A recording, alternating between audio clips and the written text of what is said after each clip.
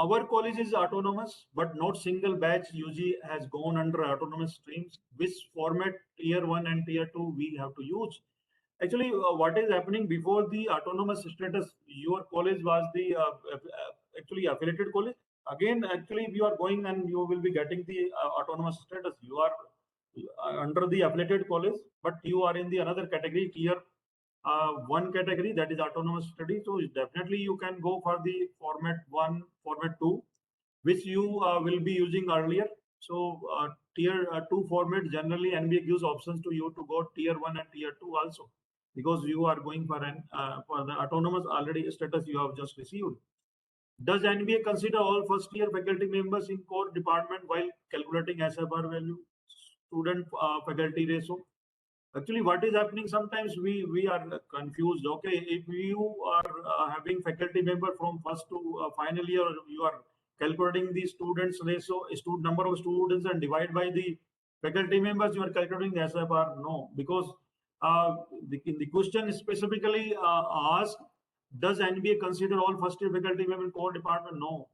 SFR value is calculated for department excluding first year faculty members. They are keeping the first year faculty members separately, and they are calculating the SFR on the basis for the core department on the basis of second year students admissions strength, sorry, intake, and third year and the final year. But no first year faculty member they have counted in the core department calculations.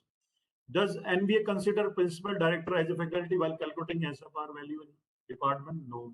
This is the specific questions. And the next one is whom to be considered as a faculty member while calculating SFR. Actually, there is a period in which if you have recruited a faculty member and the faculty member working from 31st August to April 2022, for example.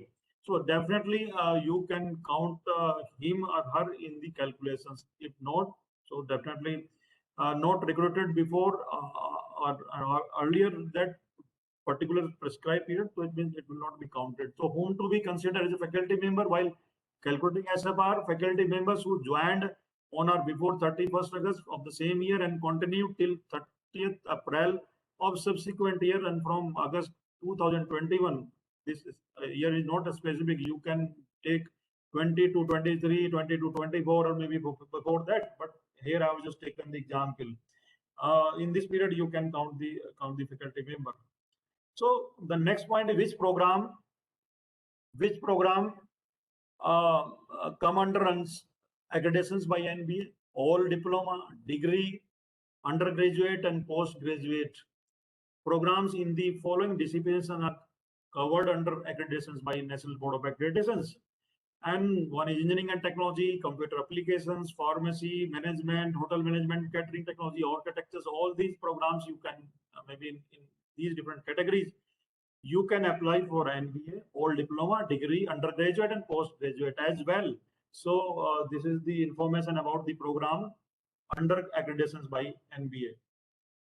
If I talk about the how does an institution maintain NBA accreditations, this is the important information, and most of the faculty member maybe they have not gone through the accreditations, the department not accredited by NBA, so maybe they are not aware. So you may keep in your minds institutions that have already been granted accreditations for a period of 3 years.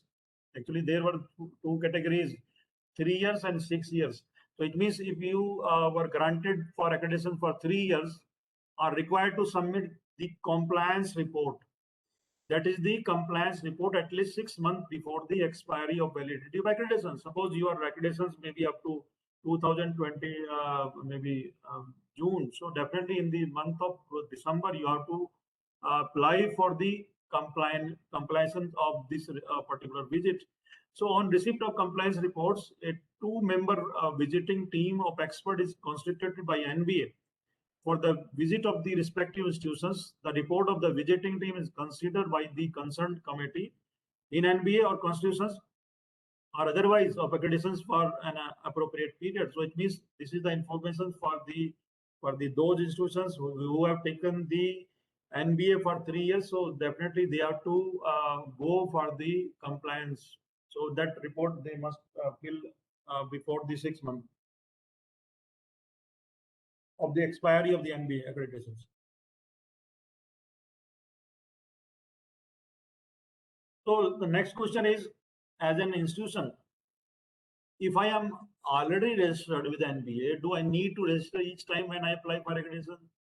Actually, the registration by the institution with NBA is a one-time process.